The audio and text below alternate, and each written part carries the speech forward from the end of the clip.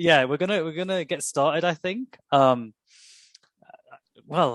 I'd like to. Well, should we do introductions? We haven't got anybody hosting us, Rosalie. We've got to make do on our own. So, my name is Jonny Frank, and I work for Michigan Language Assessment. I'm based here in Mexico City, and I have my phenomenal colleague and friend Rosalia Valero. Do you want to introduce yourself, Rosalia? Of course, with pleasure. I'm Rosalia. I am the strategic development head for Cambridge Assessment English and based here in Mexico as well. And I'm very happy to be with you because I love co-presenting with Jonny. So it's always a great time when we are getting our presentations ready and then we're delivering and engaging with the audience. Thank you all very much for being here with us today. Yeah, a big thank you. Like I said, there are some places where I think it's definitely dinner time by now, or tea time, as I'd say from where I'm from, like 6 o'clock-ish probably. But we're both based in Mexico City, and again, I'd just like to repeat the big thank you for you to come and spend a bit of your time with us. I think it's down for an hour, but I think we'll have time for questions and probably finish a little bit beforehand. So please don't worry, we're not going to keep you captive for too long. We're going to be concise and to the point. And today we're talking about MET Go Digital, a remote multi-level solution for young learners or young students, however you wish to categorize them. So we're glad that piqued and triggered a little bit of interest from you, and we're really pleased you've come to see us.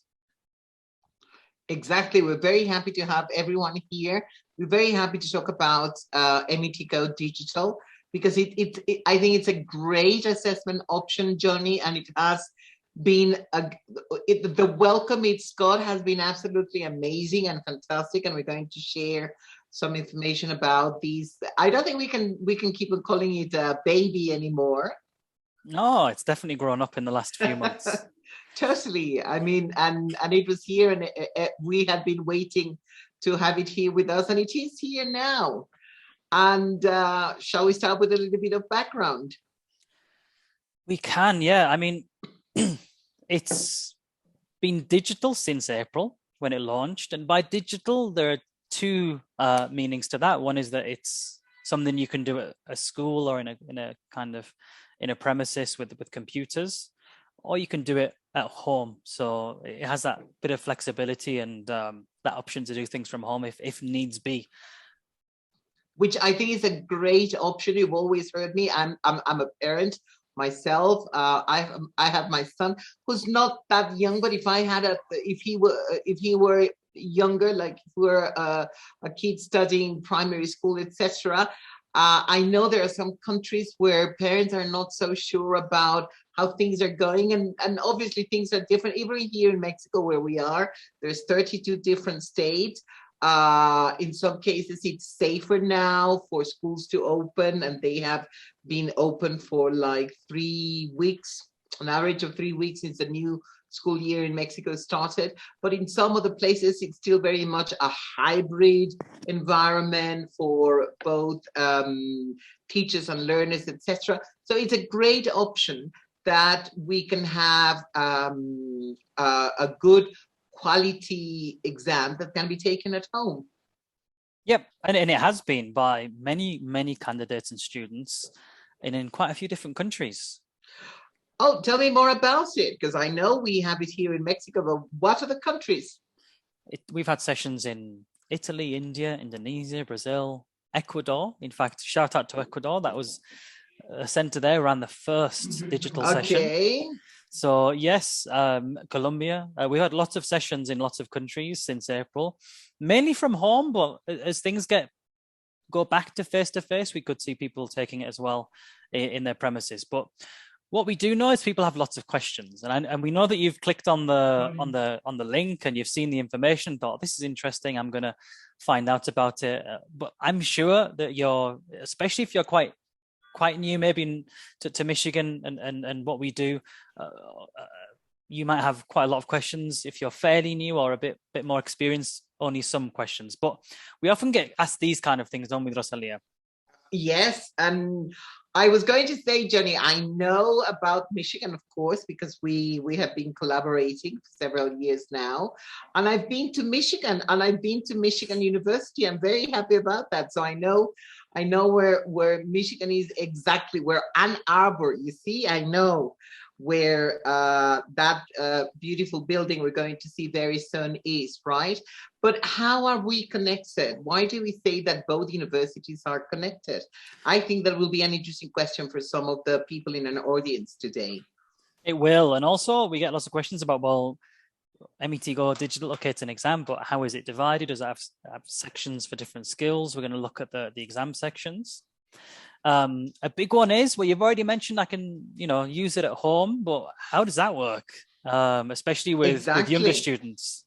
And as a teacher who is looking at this as a wonderful option, etc., I also want to know a little bit more, so that, I know we're going to mention Michigan exam centers, but we as teachers, we usually get also lots of questions from our learners' parents, right? So we want to have a bit more information about it so that we can share that knowledge when they come and talk to us and ask us questions. Exactly. And also, because it's digital, it's like, well, what's the speaking involve? So that's, we think, quite a nice addition. And people are keen as well, because they're like, oh, I've heard a little bit about it. I know it's been out since April, but what are people saying about the exam? So we're going to touch on that a little bit right at the end. I think it's one of the things when you use the word digital, that's one of the things that sort of brings so many different visions and questions to your mind. Like I'm revisiting The Matrix, the films, the trilogy, before I see the new one, right? Yeah. So I say, oh yes, how does this translate to the world of exams? And we're going to have a glimpse. More than a glimpse, really, a very good look at how this translates to something like the MET Go Digital option that we are, the information we're sharing today. So let's start.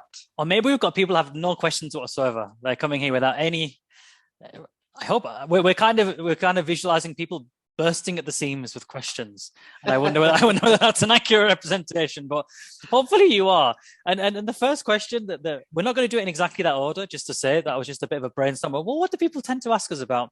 And so we thought we'd include that just to say that we hear you and we know the kind of things that you might be asking and curious about, and that we're definitely going to cover those areas. And please, everybody, feel free to ask. The worst that can happen is that we say, that's a very good question. I'm not sure I can give you a complete answer right now, but we can find out. We know the people who have the answer, and we can find out, and we can definitely let everybody know, even if it's a bit later, right? Yes, I hope we do have the answers, but yeah, you're quite right, Rosalia. Prepare for everything, right? Be prepared. Exactly. So how are Michigan and Cambridge connected? You mentioned Ann Arbor, that you've been there, and if a certain it's not geography, I know that it's not geography. If Sharon's watching, then maybe you should be invited soon as well once things open back up. You'd be more than welcome, I'm sure. But Thank you. Michigan language assessment, what is it? I'm from Michigan. Well, not from Michigan, but I'm from Michigan language assessment. Rosalia's from Cambridge assessment English. And when sorry, you're going to say that you're British actually, and I am Mexican. But it sounds very funny when you say you're from Michigan and I'm from Cambridge, I had to really extend that and say language assessment. So, what have we got to do with each other? Well, Michigan language assessment has a background in testing English, research into learning English as another language that goes back almost 7 decades now. In 2010. They look to basically strengthen and to try to further improve by finding a strategic partner. And they found Cambridge. And why is that such a good fit, Rosalia? Because we are both very serious when it comes to creating quality exams. Mm-hmm. We know what we're talking about, and this is not we as in not the royal we in my case, or this is Rosalia and Jonny, but we have wonderful teams of colleagues who are experts, right? Mm-hmm. Experts in different things, sort of like things like technology, things like research. That is one of the great things I love about Cambridge and Michigan, that we pay so much attention to research, Jonny, because it really is wonderful and fascinating to find out about how people learn languages, how people use languages, how people react to assessment, to evaluation, and how we can use all of that knowledge to really underpin what happens when we create exams, right? Yeah, and we want them to be better all the time. Just because we, for example, at Cambridge have been doing exams, Cambridge Assessment English precisely, our exams, which are well known in Latin America, and we're very happy about that and very grateful to our loyal customers and contacts, is we've been creating exams for over 100 years, but our exams are in a constant state of evolution, just like at Michigan, right? Because we always want to improve on them. We always want them to be better. Yeah, and we've been challenged, particularly on that point, over the last 18 months, and MET Go Digital is part of the answer to the changing and evolving needs. One thing that I like to always point out, and I like this about us, is that I think this sort of synergy between Michigan and Cambridge comes from definitely the research and also the not-for-profit stance. It makes it a slightly less glamorous place to work at. I quite like that. I quite like the fact that we can say what we make goes back into the university, into research, into the exams, into assessment, into learning. So we do charge for the exams, but as you said, the money that we get is supporting all this research. And let's face it, we have beautiful university buildings, Jonny. Yes, that sometimes we get to see. But anyway, last year was the 10-year anniversary. So more than 150 years of combined experience. And that basically just wraps up what we say about, well, what's the connection between Cambridge and Michigan? In a nutshell, or in as brief a time as we can, that's how we would summarize it. I think, and you have a very well-known, is it a football team, Jonny? Go Blues, yeah. Yes, I don't think we've got one. Maybe canoeing or something. Yeah, yeah, maybe. Or rowing. But we have multi-level exams. And I have to say, Jonny, when it comes to Latin America, mainly people know about Cambridge exams because of our level-based exams, right? Yeah. But today we're going to talk about this very exciting option, which is a multi-level exam. It is, and if you look at what we have together, and this further strengthens the point of why we work together, and why we have been together for 11 years in what I think is a fairly happy marriage between Michigan and Cambridge. We've got exams for schools, exams for higher education, and within there, we've got a whole range. So both of us do level-based exams from the portfolios, and we also do multi-level exams. Why so many exams? Could we not just have one exam that did everything? Because we don't believe in the one-size-fits-all principle that is generally used.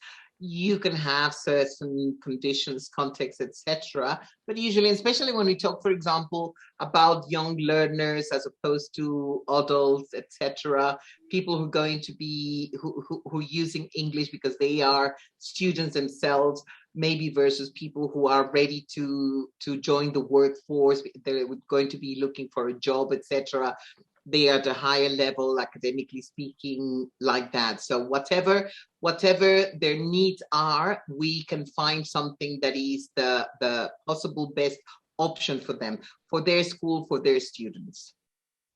Exactly. So those were the key. I might have spotted already MET Go around the middle of there. It is an exam, a certificate, an exam for schools.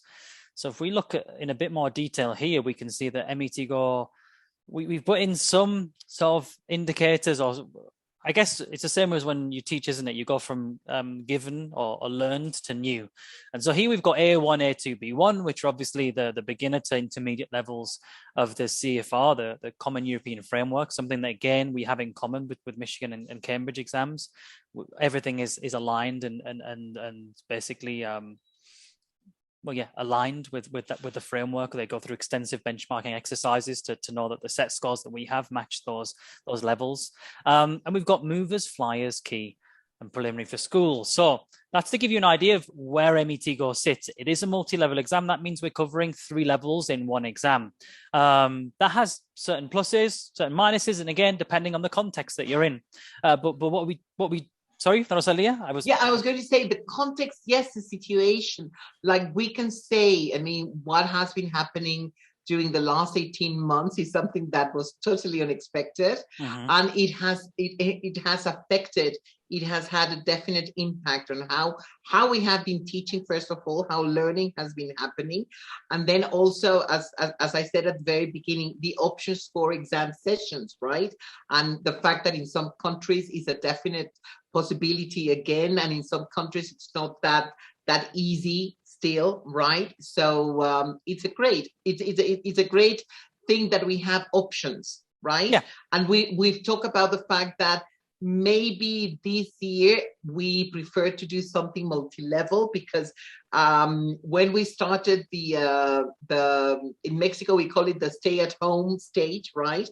Quarantine, lockdown in some countries, etc. It was very new to many of us, right? Our learning context definitely changed, right? So we say we might be exploring something like MET Go as the best option this year, or as the best option for the school in general. And this is something that the school themselves, we can help them analyze and evaluate the different options, right, Jonny? That is the I think the way we approach this is, what do you need? Tell us about what you need, right? And let's see how we together we come to the best possible option for your case, for your learners, for your situation, your context right now. Exactly, that's it. I mean, as you kind of touched on there, maybe there might have been some academic attrition. We're not sure yet, so you might hedge a little bit and have a multi-level exam, whether that's in a school or in a university, with something like LinguaSkill or MET, for example. But then also we put flexibility. That's not because it can do acrobatic stuff. It's because there are certain parts of the MET Go digital offering that are quite flexible. And this again bears in mind that the stresses and strains that have been placed upon the education system. And so you can basically, just to give one example, if you'll let me, it's basically that we call it on-demand booking for the date. So it means you can just choose whichever date you want to choose, notifying the test center that you work with within the timeframes they have. But there aren't fixed dates for MET Go Digital. It's basically as and when you want to book that in according to your school calendar. Again, that's something I like because I'm quite fantastic. Yeah, I mean, flexible, it really is a very nice word, because it opens so many possibilities. It really is great. And right now, I think people need that little bit of flex. Oh, yeah. So we were mentioned earlier that it can be done in a center in a fairly conventional way, and you're going to, with computer labs, for example. There is also a paper-based version available for MET Go, but this particular webinar looks at the digital delivery. And so there are two modes for the digital delivery. One is in computer labs, set up with test centers, with invigilators, and you'll see later on how simple that is, given the speaking test is delivered as part of the with either skills. Basically, the at home uses the same platform, but as the letters or the words indicate, it's an at home version. So that means very interesting. And I can tell you, as a parent, as a mum, that's one of the things I would have many questions. So I really enjoyed when we come to this part, because I say, okay, these are the questions. And I usually challenge you, Jonny. And I said, okay. I think you grill me with questions. just challenge you, right? So let's start this very interesting journey. Well, there are certain technical requirements that will be the same whether you're taking the test in a center or at home. So computer with camera. And this is where you tell me you don't have to be a computer expert to understand what you have to do at home, right? Because as a parent, I want to be reassured. I can reassure you. And also we do have experts in our test center network, and we're going to share their details later on, who were able to facilitate and to sort of prepare you with some resources and also some tips if it's going to be at home or in a center where they take a bit more of an active involvement of those logistics. But basically the internet access it requires is not too great. We saw some incredible platforms that we could have used. The one we use is also incredible, but it doesn't require as much bandwidth, and that's one of the main reasons we chose it. And can I say something, Jonny? I think it's very important for everybody to see the last bullet point here that says no tablets. I think this is really interesting and very important, because I know that in some countries, students are used to using tablets at school and at home. And it's probably a good idea for them to get familiarized again with using like a usual keyboard and maybe mom's or dad's computer, etc. Because very important to remember, at present, no tablets. No tablets, no. And that's not to do with us being picky. I mean, when we say Chrome, for example, is probably the best. Edge is another alternative, and that you should use a laptop or a tower.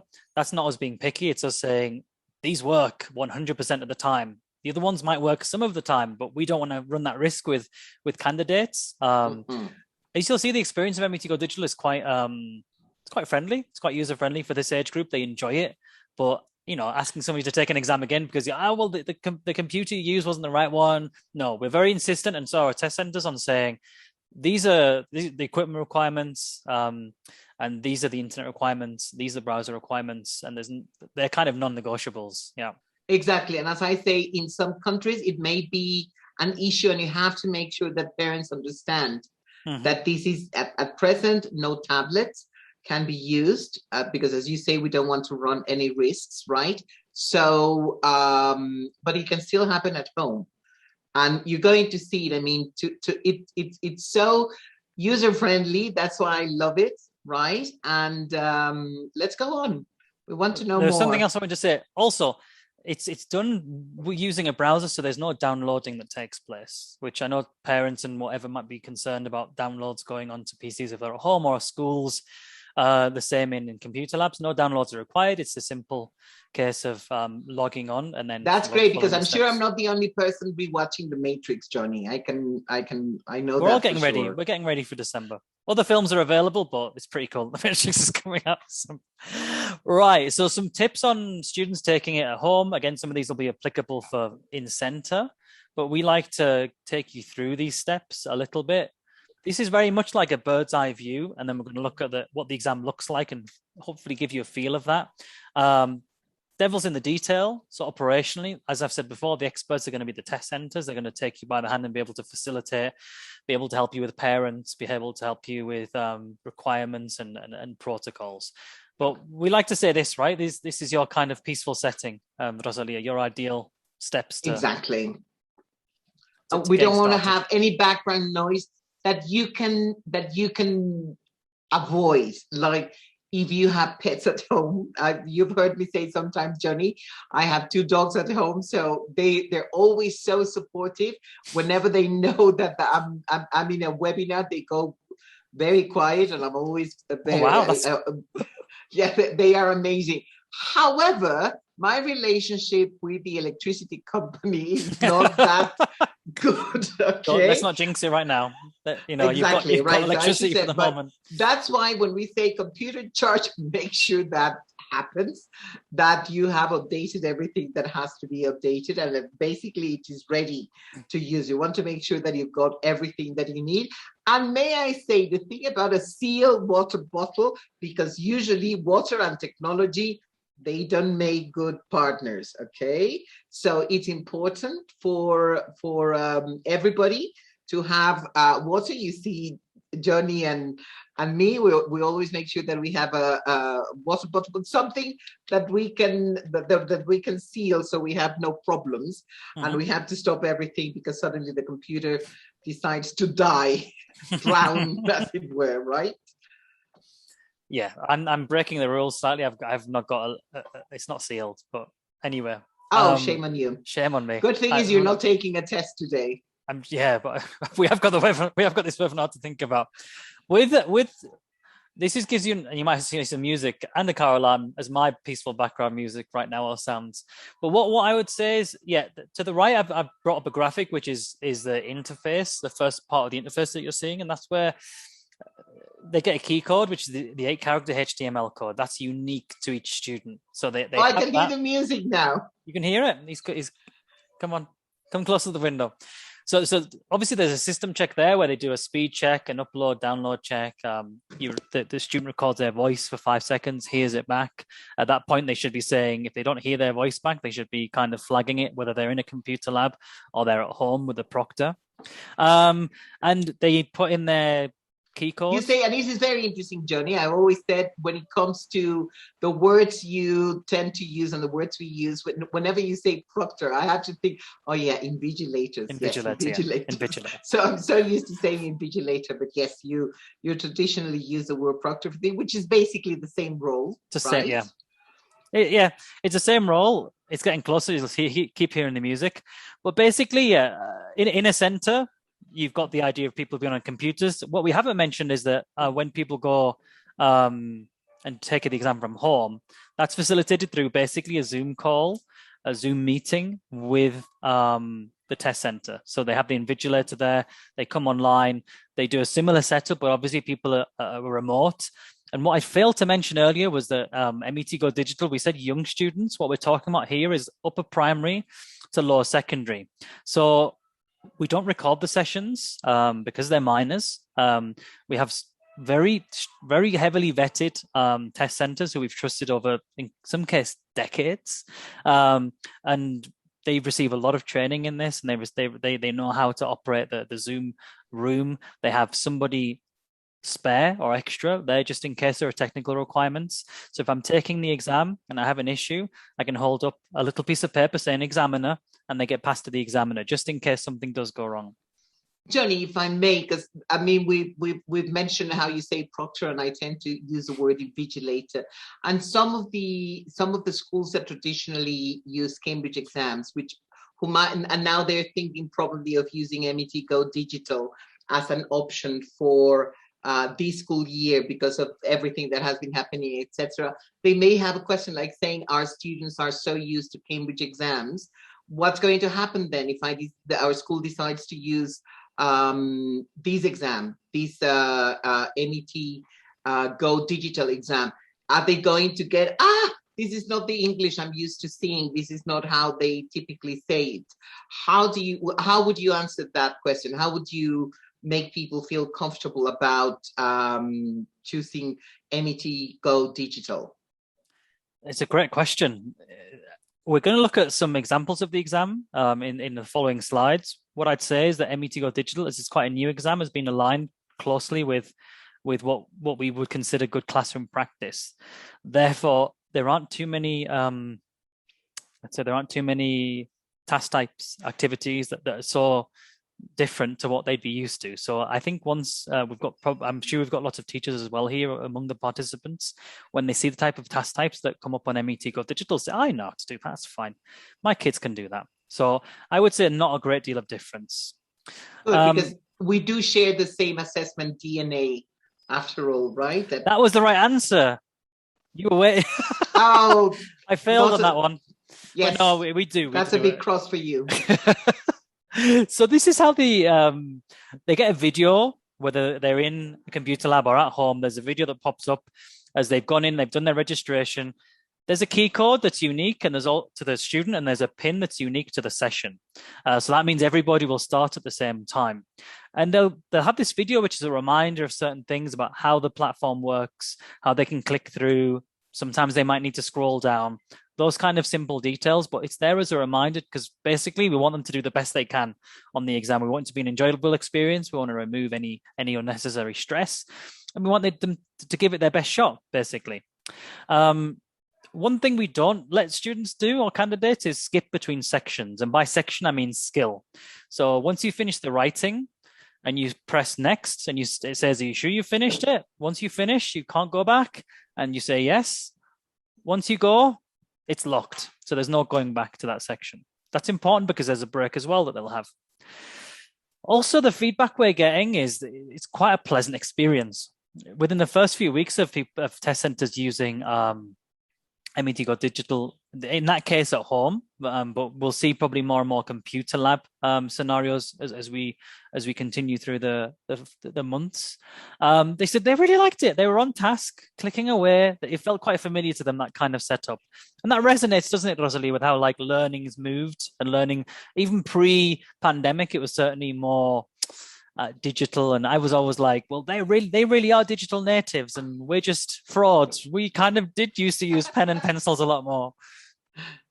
Digital immigrants, yes, that's what it, yeah. But remember, I mean, we stopped talking really about those two different terms, and we say everything's becoming so digital now. We're so used to technology as being a part of our lives, and now with, as we have said, with how much education has evolved in the last year and a half, it's amazing. But you're right in saying we'll probably keep on seeing much more going towards this, what we're looking at right now. Options like this one, digital options when it comes to exams and tests. So this is great because our learners, our kids, this is what they are used to now, and more so all the time, right? And I can see there's a mobile there, so even things like that. Many of the things, of the resources that we're creating are what we call mobile first, right? Because we know that many learners will be using their mobiles. Okay, not the computer, not a tablet, but their mobiles to communicate, to carry out activities, etc. And that reminds me, I also want to ask you later about resources, Jonny, because I really, the more I know about these exams, I really like it better and better. We'll get to resources. There is going to be a slide on that, but we're going to get to the big question, because it's got the Cambridge name, and maybe you might be new to Michigan as an exams entity, and possibly also to MET or digital. A lot of people, whether that's school owners or directors or coordinators or teachers or even parents, a common question is, okay, so it's got Cambridge's name on it, but Michigan as well. So is it different from Cambridge exams? And my answer to that, or what would your answer be, Rosalia? Let me challenge you. I'm sure some people are wondering about the Cambridge logo, and I'm sure we have something to show, right, when it comes to that. And we mentioned the assessment DNA, and that is Cambridge assessment, which has been shared with our colleagues at Michigan. So you can see there, as you said, the task types, etc. And I think years ago, Jonny, we stopped talking about British English and American English, because when English became universally known as the lingua franca of today's world, we say, well, it's English, right? And lots of people use English, and there's many more people who didn't grow up using English as their first language, but who started using English to communicate with other people, and maybe other people who don't have English as the first language that they learned, etc. That we are more sort of, we talk about flexibility later. When it comes to English, we've also become more flexible, and we've stopped being so rigid, talking about this is British, this is American. We say this is English, right? And when it comes to assessment, exams, options, etc., we want to know about quality and how we can make sure that there is quality there. And that is what you can have when you go to Cambridge or when you go to Michigan. Either option, you're going to see quality. Yeah, 100%. Good answer. Did I answer the question? You did, but did I answer the right question?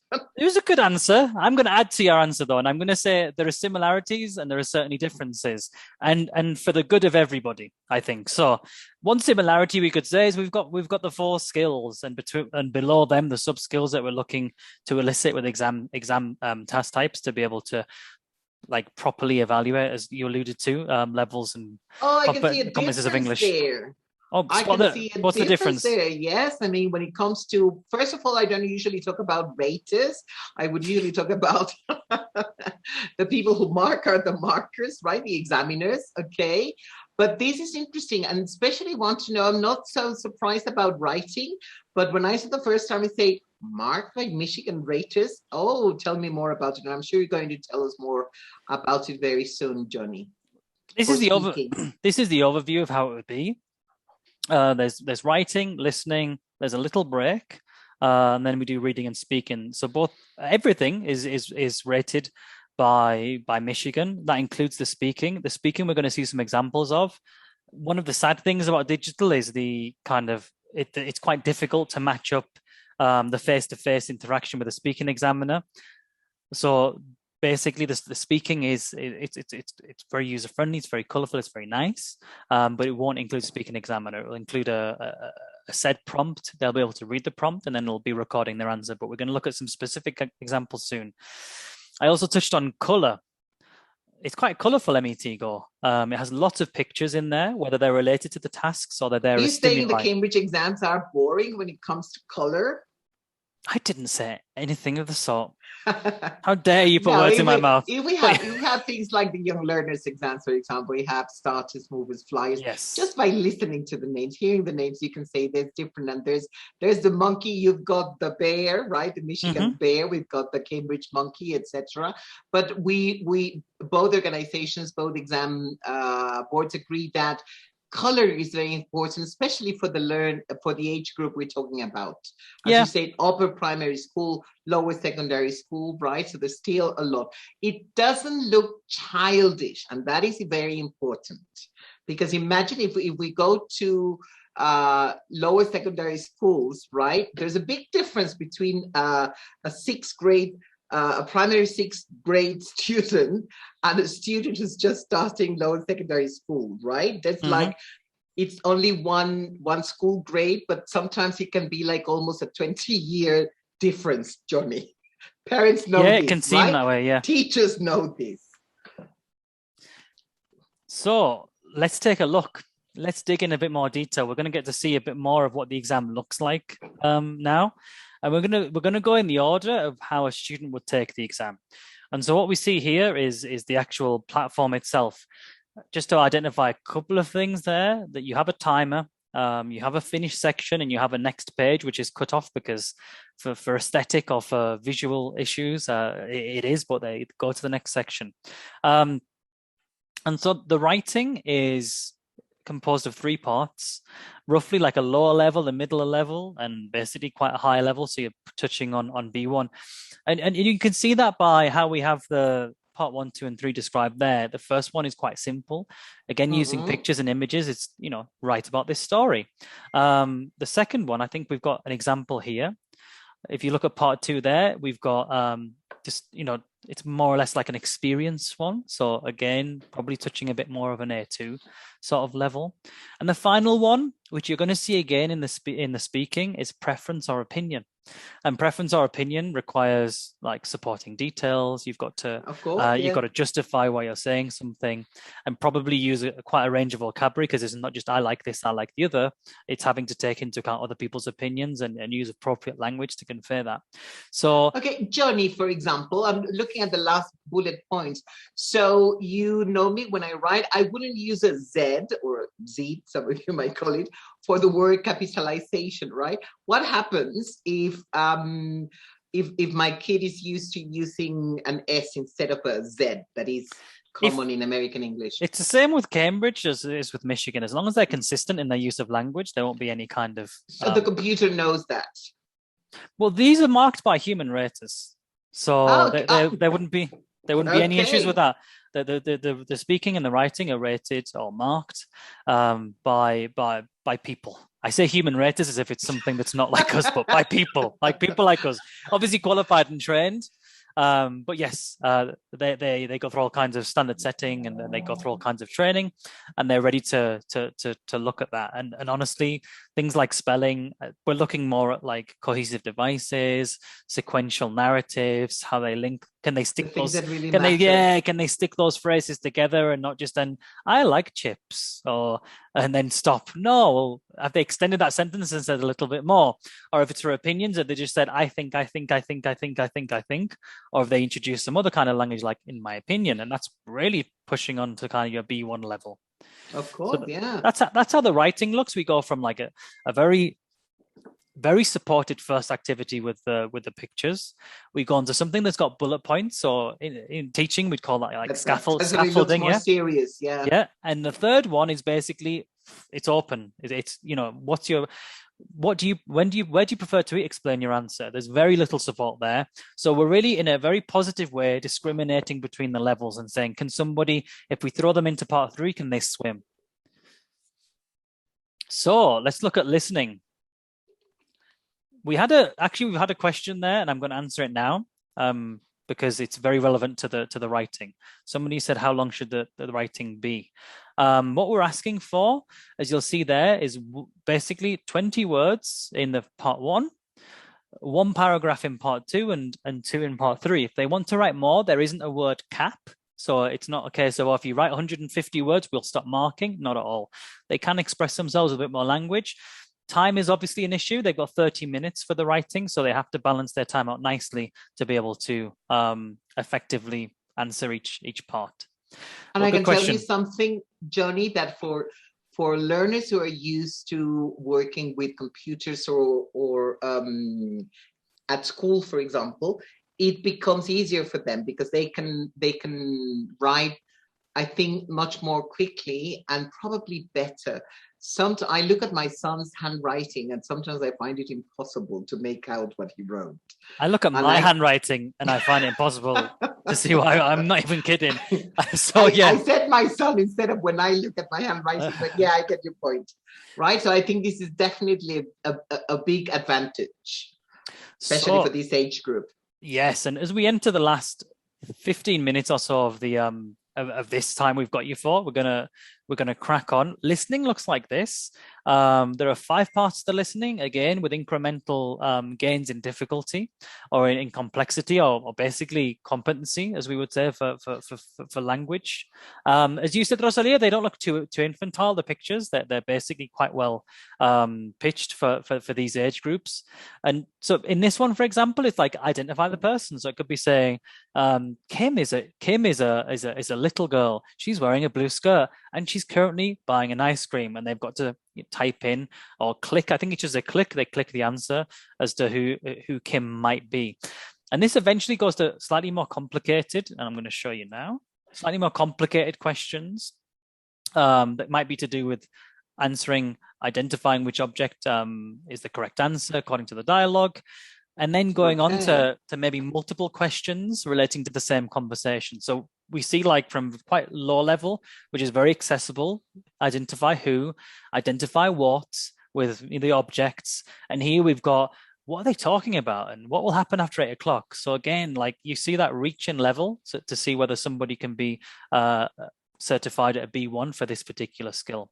So, and as you said, Jonny, we'll be sharing links to resources so that people can have a closer look and look at things with more time, etc., more carefully, so that they can see sample tasks, activities, and it will be easier for them to download and see what they're about, etc., when they talk to other colleagues and even their learners, right? I mean, these images are taken off the sample test, so if we should have time in where I can share it, and it will obviously go in a follow-up email, so you can click on the sample test and see what the experience is like from a student level.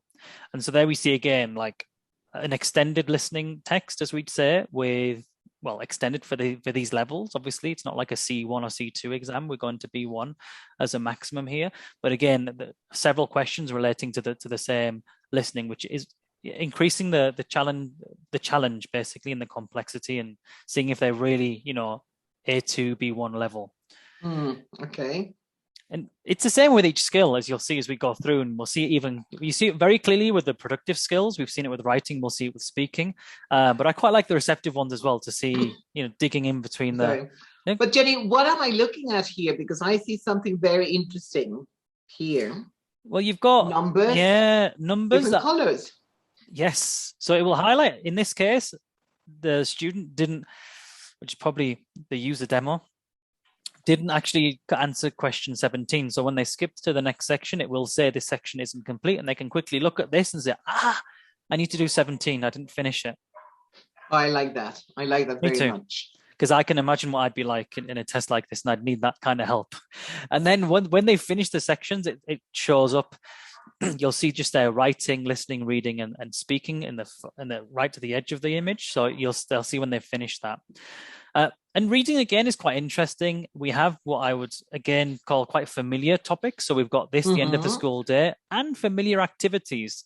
So this is basically like a grammar and vocabulary exercise based around the topic of the school day.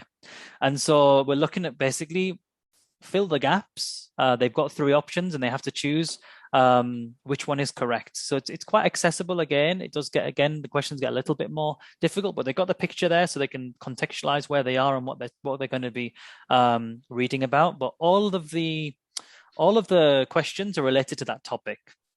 Okay, good. But reading does get a little bit more complicated, again, like the other skills. So we go into what could be transactional or interactional communication. In this case, I think it's an email from Principal Thomas Oliver from Green Heights High School. Good name.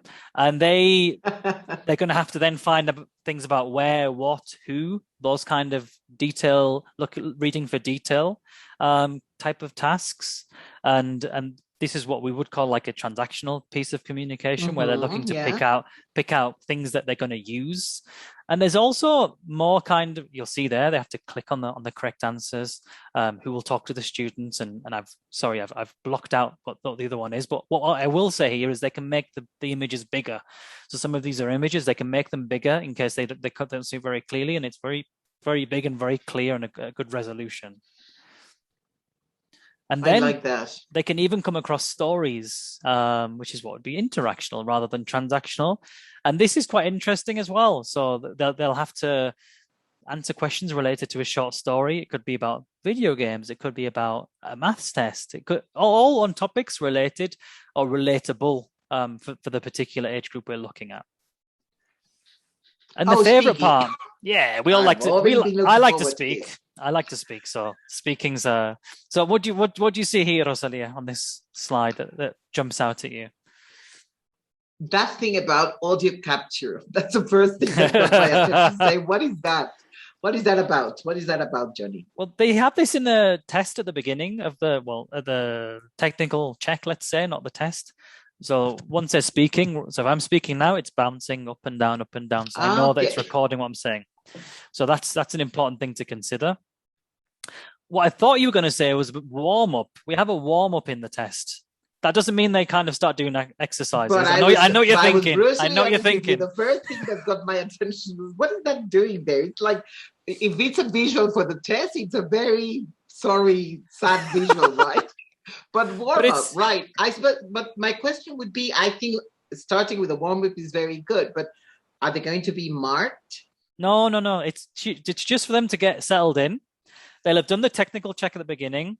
Obviously, now if something's going wrong and the fuzzy line has disappeared or is flat, then they need to hold their examiner sign or get a hand up and say something's going on here.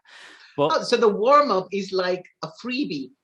It is a freebie, and it's like, they're quite simple. It's like, what's the weather like today? What do you like to do? They're very simple questions. And I quite like that, because as somebody who tries as well to speak another language or two, it's quite nice to have that free start, a free hit, and to get the kind of cogs whirring in your head so you feel a bit more confident. Not only that, but using your headphones to talk to a computer. Exactly. So I quite like that. Good idea. I've always liked it. And so they'll hear and they'll be able to read the prompt that comes out. This one you'll see is a picture comparison, which is part 2. As I said, they're quite accessible. They're quite relatable and accessible to what happens in with good classroom practice. So we're not inventing new types of tasks that are going to confuse teachers. That would be what we'd call like negative impact or washback on learning. We don't want to impose a certain style of preparing students or helping them with English. We want to kind of slot in quite smoothly and be there, so there are no shocks to say. I mean, if we asked an English teacher anywhere in the world, if we had asked 1 million of them, and even one of them said, I've never done a picture comparison, I would be shocked, Rosalia. Even if it was 1 in 1 million, I'd be shocked. We've all done it. It's a great way of practicing vocabulary, conjunctures as well between, Plus, it's a very traditional game that we have. Even in your first language, you do it. Exactly. And stories as well. Everybody likes a story. People like imagination. Sometimes in a test, we don't really want to be testing imagination, and that's why we do have the picture prompt so that it's a fair assessment, so they don't have to just invent something. You could ask some kids and they'll invent a story in seconds and it'll be incredible. Other kids, it will really be a struggle for them. That's why we have, if it's something to do with imagination, it's generally got a picture prompt with it. So there's something to tie the language to, because we're not really in the business of assessing imagination. We assess language competency. And so this is quite a nice one here about telling me about the story. Again, you'll see it's part 3, so it's getting a little bit more complex. This is where they're going to have to be threading it together. They've got 60 seconds, which is longer than it sounds.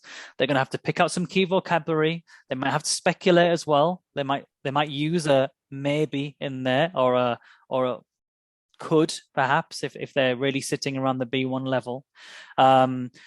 They might have to talk about the past, what happened before, or what was happening when suddenly the picture was taken, and what that displays. So maybe they were racing and one of them won on the console. That would be me winning, but not in a car race. I'm not keen on car games. But yes, there we go for the speaking. But that could be very easily you having pizza. Oh, pizza definitely. So the final one, and there's actually like a break. Well, not a break, but we get somebody on screen and they say, you're going to start the last part of the test. And what I didn't mention is there are videos where they appear at the beginning of the speaking test as well. So although we couldn't have that one-to-one interaction, as I said, it's very hard to line that up logistically with time zones and all that kind of thing. We do have somebody there that says, now you're going to do the speaking test, and she comes up again to say, now you're going to do the last part of the test, and this is the last part. It's the last speaking part, and it's the last part of the exam. Okay. And I said you would see this later on from the writing. It's personal experience, and this one opinion questions. So this is about some people always try to win when playing a game. This sounds like me. Others just like to play games for fun. Which do you prefer? That's me. Give your opinion and reasons to support it. So again, touching definitely within the B1 descriptor band, the kind of language we're going to elicit in this sort of question. They've also got 10 seconds to plan their answer, just in their head to start thinking, which I quite like. As a teacher, I loved using thinking time in the classroom, and I quite liked seeing it in the MET That word test. you use, planning, I know this is using your computer, etc. But whenever I plan, I tend to use these, Jonny, right? My notebook and my pen. Am I allowed, if I'm taking the exam, to have some pieces of paper and a pen? No, the 10-second planning is basically for them just to get basically process the question and begin to think about that. 10 seconds it's an okay amount of time, but if they started writing things down, it would take them probably longer. And as we said, they're not great with pens and pencils and paper compared to our respective generations. Yeah, I was only thinking of words, for example, like 3-4 words that I might use, but I think that's a very important thing to remember. But the nice thing is they have in the practice test online, they have exactly the same interface, almost exactly the same experience. And so if they do the practice test online, or the sample, I should say, then there shouldn't be any surprises. You obviously, you're going to touch on this here because you always ask me about resource, don't you? About what it's the Especially teacher. If you can once include the teacher, the word teacher. free, you include the word free? That would make my day. Okay, lovely. The website has lots of free resources that have lesson plans, for example. And so again, in terms of familiarizing themselves or the students with the type of tasks the test has, how to approach those tasks, which is what we've got colleagues in assessment creation that have done some lovely or practice materials. They've done some lovely kind of scaffolding in the in the materials that are online, the lesson plans, and there'll be more coming, Rosalia. I can promise you that. Lovely. And you're going to show me what happens once everything has taken place, right? Yes. Lovely. You read my mind. So here we go. What do the results look like? We have a score report, which comes with all kinds of nice features that I like. I'll talk you through some of them, shall I? There's a logo. I like that very much. There are a couple of logos at the bottom there. You got Cambridge and Michigan, which is nice to have on there. I like both. We like both, yeah. you've got the score, which is an overall score and a CFR level, and then the individual skill scores for listening, reading, writing, and speaking. So the skill score again and the equivalent CFR level. What I really like as well is this, which is the personalized feedback report, and that has feedback that basically maps out depending on how a candidate has answered in the exam.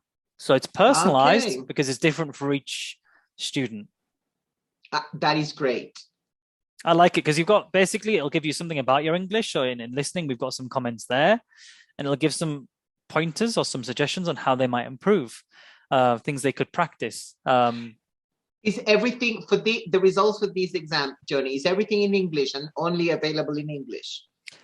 It is, but what I will say is the personalized feedback is intentionally pitched at a very accessible level. It's mainly A1 language, some A2 language, and very little B1 language. The idea is that this should be accessible, if possible, to test takers, obviously to teachers, and preferably for parents so that they can. I was going to say, when you say test takers, what we call candidates, come on, like primary kids, lower secondary schools. Well, they only want to see the first thing, probably 31 and A2, etc. But it's the parents and the teachers, the educators, who want to really know more about it.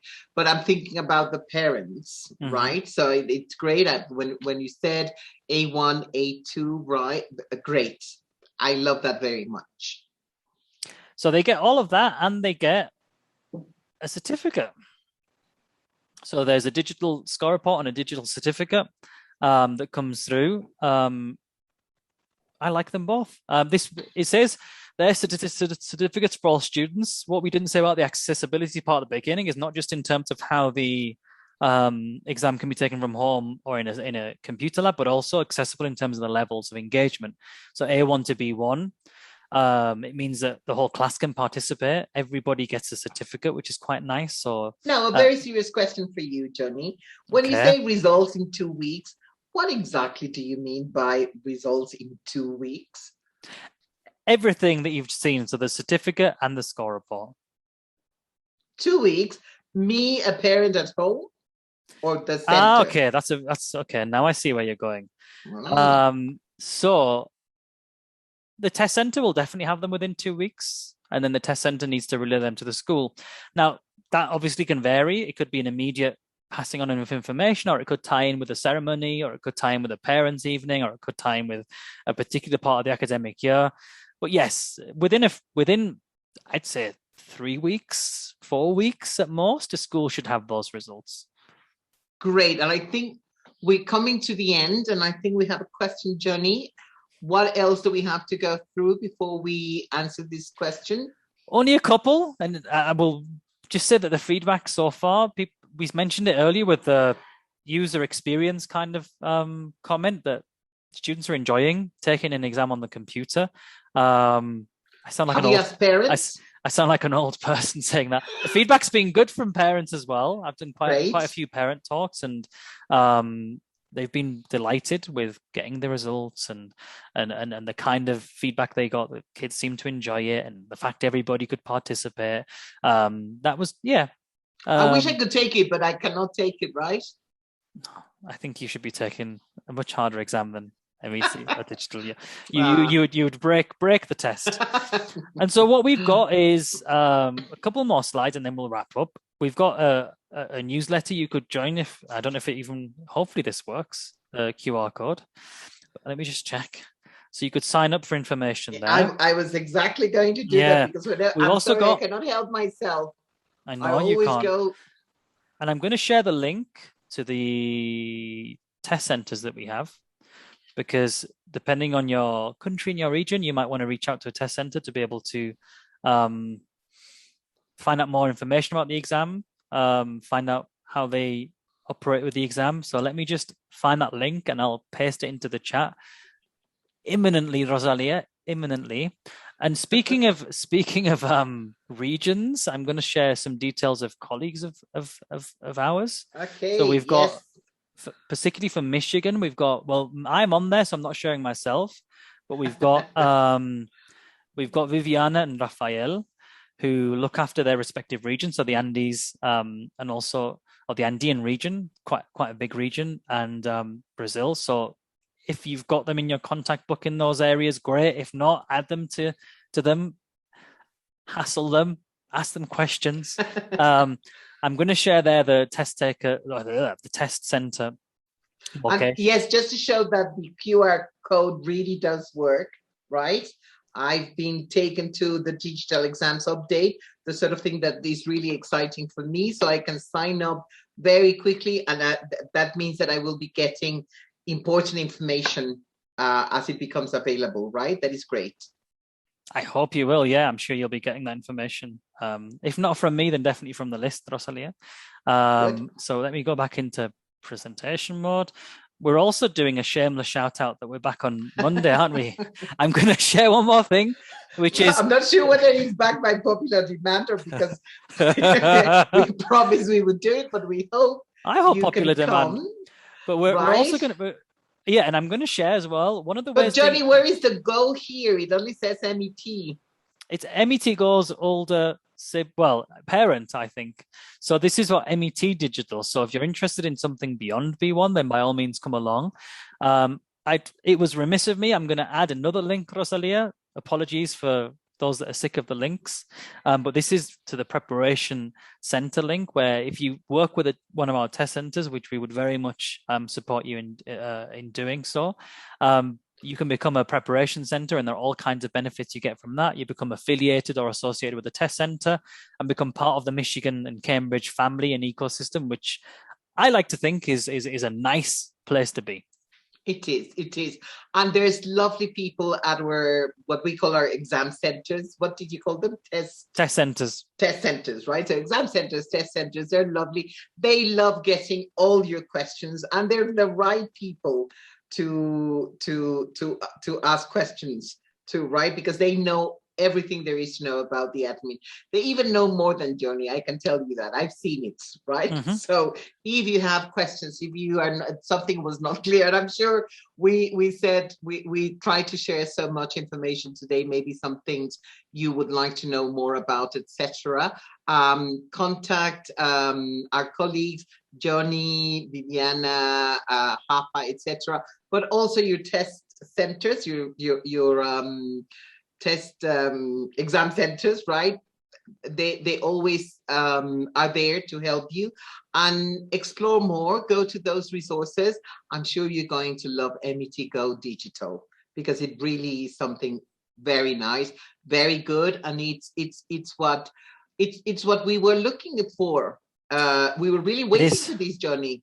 We've got a couple of minutes maybe for questions. We've run over, but we've got one about that says, how much is the test, and is there a discount if more than 40 students take it? That's from anonymous attendee, but it is a very good question, and I would say contact your local test center. If not on their website, then buy a contact form or a phone call. They'll be able to give you that price. Test centers work in different ways. So in terms of discounts for larger schools or classes, you'd really have to speak with local test centers that are in your region or country to be able to establish that. Thank you. And you've got the links there, some links there. Thank you for the people who are saying they really enjoyed the presentation and they found it interesting and that they want to start talking to a test center, right? I think we've got something, but I think maybe this is somebody from the Michigan team, but still, thank you very much for the comments about the presentation. We hope we got you interested and that you would really want to know more about it. Visiting schools. Now we can visit schools remotely. There's no problem with that. Vicient. I'm not sure I'm reading this correctly, right? So let us know where you are, what country, what region, or contact your exam center. And yes, definitely remotely, 100%. Yes, we can be there. So if you've got further questions, as Rosalia said, there are test centers, there are regional representatives that you can contact. So we might leave it there because we've taken a little bit more of your time than we promised we would. So my apologies for that. Thank you very much. So thank you for staying online, and we are going to close the session in the next few seconds. And Jonny, we can also say that we've had some very interesting events for parents. And we've done those in the local language. So that is something also that when you hear about those events, just share the information with your learners' families. And that's how we can make it happen, right? And they have very interesting questions. And I know we've done things, I think usually on Facebook, right? We've had Facebook live events. You've even been on Instagram, I believe, Rosalia. So you're quite out there. Oh, you've done all kinds. Yes, yeah, you're all over that's it. my middle name sometimes. So yes, no, we will try and help you and support you as much as possible. So will your center. So yes, let's keep in touch. Let's keep the conversation going. And as I said, this is an exciting option for today's world, for today's learners, Jonny. That is so important, really.